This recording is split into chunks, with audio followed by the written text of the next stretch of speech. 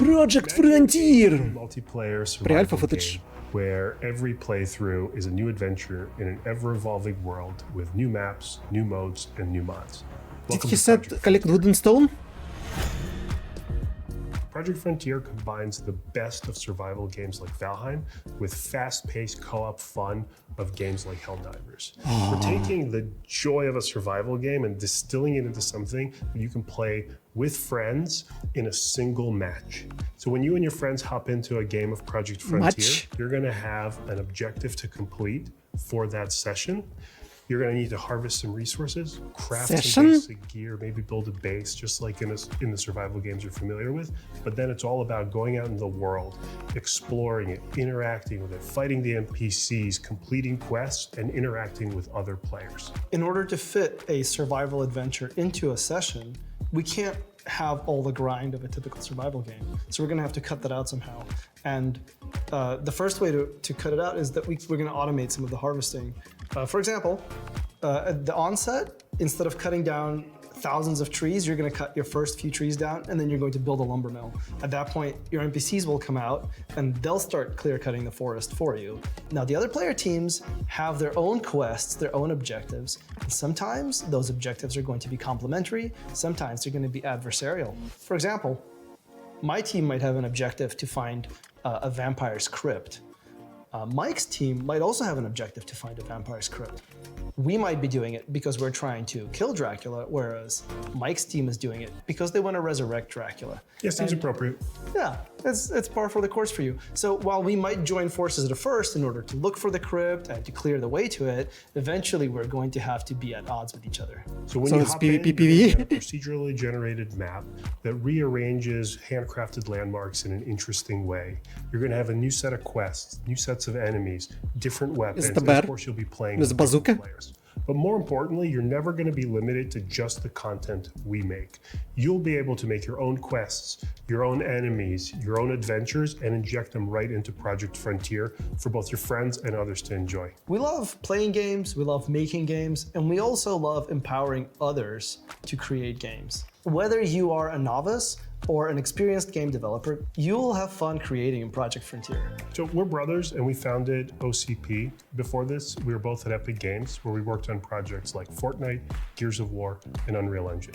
And we've brought together a team of industry veterans who have shipped games for millions of players across many genres. Everything from Doom to Guild Wars, Little Big Planet, Call of Duty, Horizon, Shadow, Mordor. It doesn't mean anything these days. We're building Project Frontier inside of Creator Lab, which is our home-built game design sandbox powered by Unreal Engine 5. The hell? Creator Lab is a new way to remix, mod, make, and share games.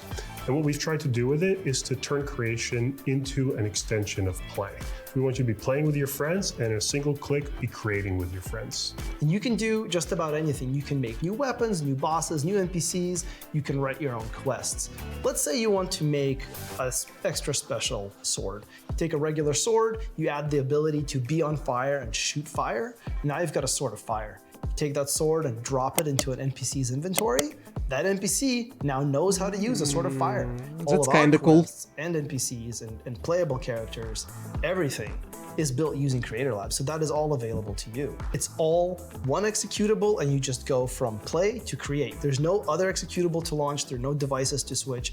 You're all in session playing with the same people that you are creating with. That's what makes the iteration so fast. You're never leaving Project Frontier. Creator Lab and Project Frontier are tied at the hip in a way that's inseparable.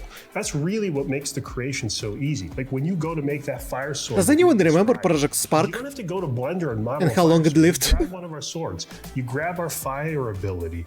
You grab a monster that we built and you give him the fire sword and maybe change him a little bit. We've basically defined the Lego blocks of building a game, built our own Lego castle for you and given it to you. That's really the magic of what we've built, right? You can only get this if you've built it like this from the ground up. You build your own tools and you build your own game with those tools, and you realize that the game has become the tools and vice versa.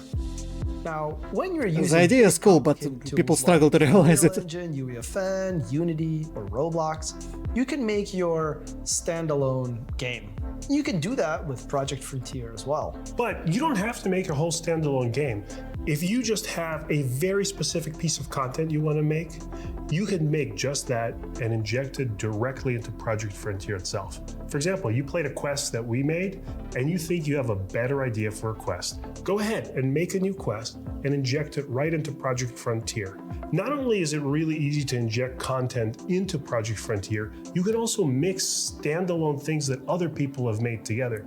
For example, if Nick loves pirates and made a bunch of pirate gameplay, and I made a bunch of ninja gameplay, you can put it all together in one map with a few clicks and play pirates versus ninjas. We don't want you to worry about doing a bunch of technical work. There's no API Cowboys compatibility, versus aliens. backwards compatibility issues. You just take the pirate content, the ninja content, drop them into a map, and they seamlessly work together. Do you think it's hilarious to play as a bear with a rocket launcher? Make a bear, give him a rocket launcher, put him into Project Frontier, and go play. This means that as a creator, you're gonna have a hand in building the main game, and as a player, you're gonna benefit from a constant stream of fresh content. Nice It'll giant. be gameplay that we've put together, and it'll be gameplay quests that the community has made. And we expect that's actually gonna be the more fun thing to play. Like no other game before it, Project Frontier invites every player to be an active participant in making Project Frontier and the world of Project Frontier. We want every player to have a hand in creating the world of Project Frontier. It is your world as much as it is ours. In that spirit, we'd like to invite you to join us now in shaping Project Frontier.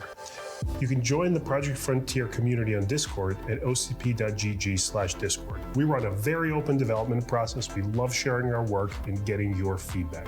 We'd also like to invite you to sign up for our upcoming playtests. You can find the link below. Share your feedback with us and see it reflected in the game. We know you're going to make awesome stuff, and we can't wait to see what you've come up with. Once again, the idea is cool, but realization is questionable. You got a murderer. How's that cozy? Sounds pretty cozy to me.